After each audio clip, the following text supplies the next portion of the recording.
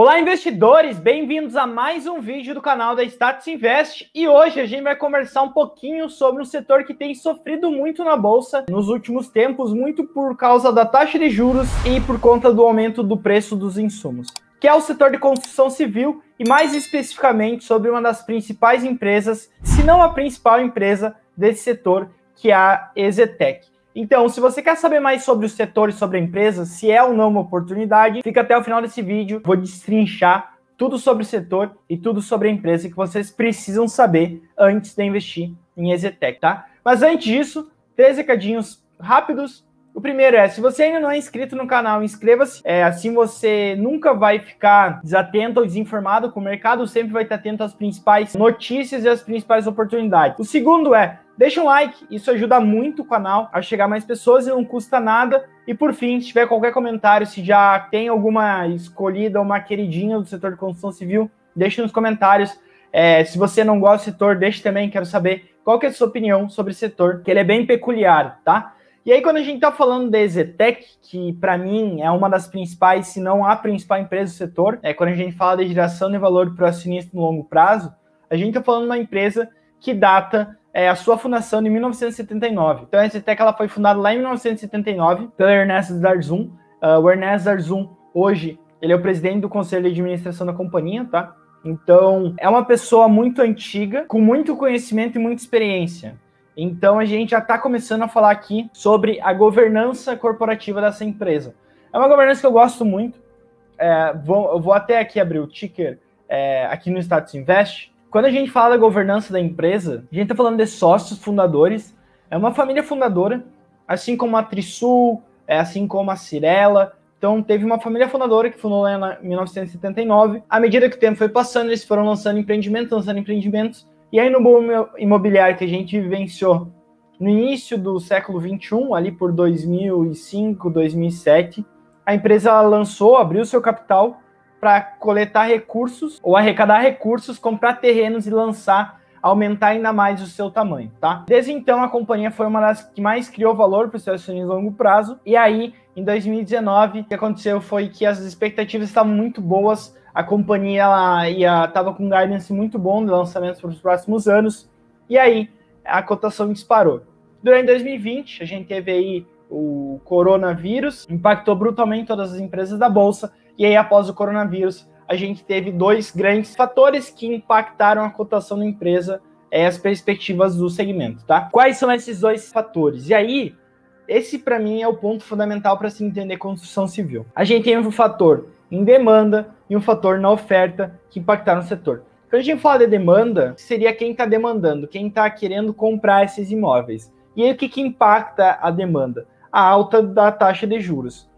O que aconteceu nos últimos meses, desde o ano para cá, foi que a curva de juros está abrindo, então os juros longos estão ficando maiores, né? A gente até consegue evidenciar isso com a Selic, que tem aumentado reunião de cupom atrás de reunião de cupom. O que acontece é que na construção civil existe um conceito chamado affordability. O que isso significa? Basicamente seria qual que é o poder de compra do consumidor. Quando a gente aumenta a taxa de juros, a gente diminui o poder de compra do consumidor. Então, vou dar um exemplo. Para você financiar um imóvel de 500 mil reais, por exemplo, você precisaria de um salário de 10 mil reais se a taxa de juros fosse 4%. Se essa taxa subir de 4 para 6, por exemplo, o que acontece é que o seu salário para você financiar esse mesmo imóvel precisa aumentar de 10 mil para 12 mil, por exemplo. Então, quanto maior a taxa de juros, maior o salário mínimo necessário para financiar um certo imóvel. E isso impacta muito a construção civil. E aí, do lado da oferta, o que aconteceu foi que teve um reajuste em todas as supply chains do mundo por causa do Covid. Muitas cadeias de suprimento foram pressionadas e aí os preços das commodities aumentaram, os preços dos materiais de construção aumentaram. Então, os imóveis eles ficaram mais caros e a demanda ela foi pressionada. Por conta disso, a cotação da companhia sofreu muito e continua sofrendo, tá?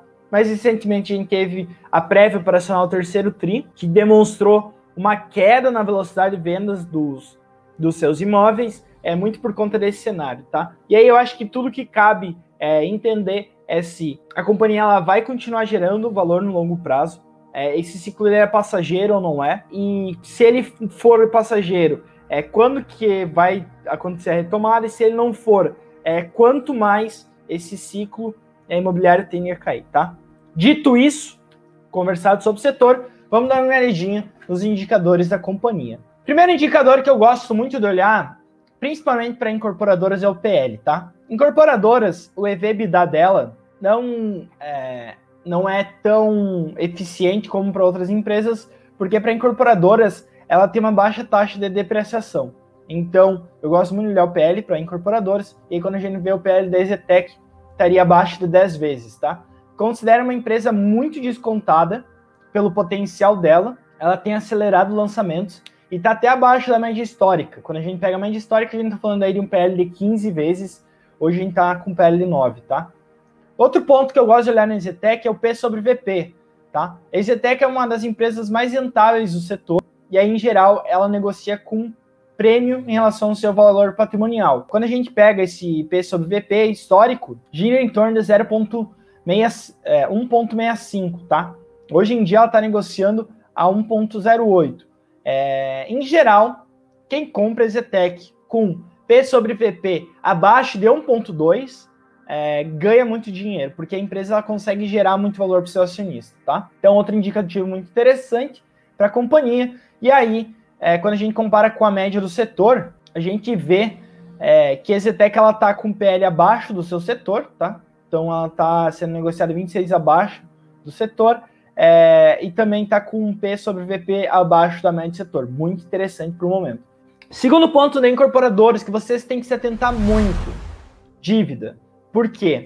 Empresas muito alavancadas, quando o ciclo imobiliário ele vira, as empresas quebram. E foi isso que a gente viu lá em 2010, 2013, tá? As empresas muito alavancadas, elas quebraram. Quando a gente olha o indicador de dívida líquida sobre patrimônio líquido, que relaciona qual que é o percentual de dívida líquida em relação ao patrimônio líquido, a gente vê que ele está negativo, né?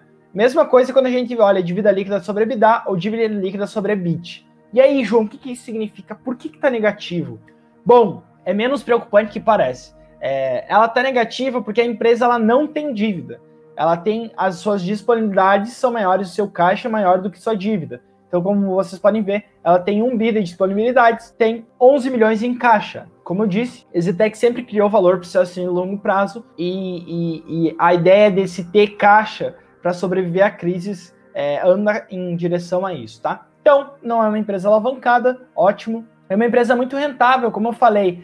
Ela tem um dos maiores ROIs do setor. Quando a gente pega um ciclo bom, a companhia ela consegue atingir um ROI superior a 20%, tá? Ela sofre muito em períodos que o Brasil sofre economicamente, porque ela deixa de lançar seus empreendimentos, e aí o seu lucro cai, e aí como o lucro cai, o ROI acaba sofrendo, e ela tem acelerado esse ROI nos últimos tempos, muito por conta dos lançamentos que ela tem também acelerado, tá? Então, ROI muito interessante, na casa de 2 dígitos, e a rentabilidade também muito boa. Como vocês podem ver, a EZTEC é o principal player do setor em margem bruta, tá? Então, ela é um dos players mais eficientes que tem, ela tem a maior margem do setor. Quando a gente pega a margem líquida também é muito elevada, e aí, em um ciclo muito bom, ela supera os 50% de margem, sofre muito quando o Brasil vai mal, e ela estava se recuperando até o momento atual, com 43% de margem. É uma margem bem expressiva e bem acima do setor. Ó. Como vocês podem ver, a média do setor estaria em 36,5%, ela estaria atuando em 43%,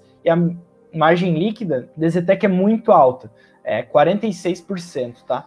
Então, assim, para mim, é uma das melhores empresas, se não a melhor empresa do setor, tá? Ela não paga muitos dividendos, e aí eu nem comentei sobre o dividend yield, por um motivo bem simples. O que acontece é que a EZTEC, ela acredita que ela consegue rentabilizar o capital muito melhor do que se distribuir, e por conta disso ela reinveste seus dividendos.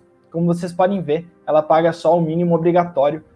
Em alguns momentos da sua história, ela paga o mínimo obrigatório, e aí quando o momento não tá bom para o setor, o que ela faz? Bom, eu não consigo investir mais, não tem mais onde eu investir, o mercado tá parado, eu vou distribuir. E foi o que aconteceu em 2017, por exemplo. Como eu falei, o que acontece com a EZTEC é que ela é muito cíclica, né? Como o mercado de construção civil como um todo. Então, quando a gente pega a DRS simplificada da companhia, a gente vê que ela teve um avanço até 2013, 2014 teve mais aceleração, 2015 a gente teve, com o começo da nossa crise política que a gente evidenciou, até 2018 em diante ela começou a acelerar. A ideia era que esse ciclo ele durasse mais alguns anos. Quando a gente pega São Paulo, a gente está falando de ciclo imobiliário que, em geral, dura de 6 a 8 anos. Então, começando em 2018, daria até uns 2024, seria a ideia que o ciclo poderia durar, tá? Por conta desses dois fatores que eu falei no início, tanto a questão da taxa de juros quanto a questão dos insumos terem aumentado, esse ciclo ele permanece um pouco pressionado. Mas quando a gente pega o operacional nas companhias, a gente vê que o operacional está muito bem. As empresas estão lançando, estão vendendo, e esse lucro, essa receita, ela deve entrar nos próximos anos para a companhia. Então, assim, eu acho que é uma boa oportunidade.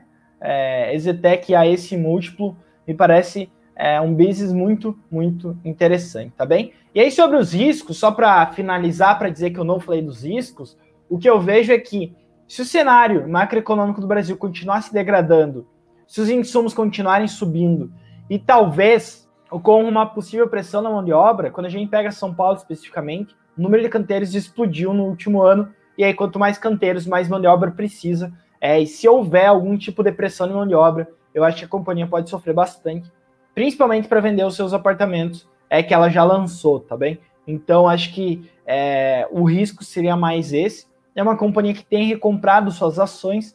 Ela recentemente abriu um novo plano de recompra por acreditar que o preço da tela não está indicando, está tendo uma discrepância muito grande do valor real da empresa, tá bem? Então, seria isso que eu queria passar para vocês sobre a EZTEC, uma empresa com uma história muito rica de geração de valor para o seu acionista, que tem passado por um momento macroeconômico difícil, mas o seu micro aparenta estar muito bem, tem uma boa solidez financeira, como mostrei, não tem dívida, uma ótima rentabilidade, e está bastante descontada em relação ao setor, tá bem? Que é um setor que também está bem descontado.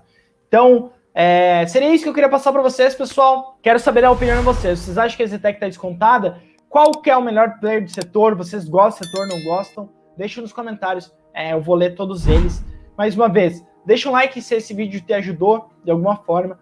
Compartilhe esse vídeo com mais pessoas para levar a educação financeira para outros lugares. E por fim, se inscreve no canal, assim você não vai perder nenhuma oportunidade. Tá bem? Forte abraço a todos e até a próxima.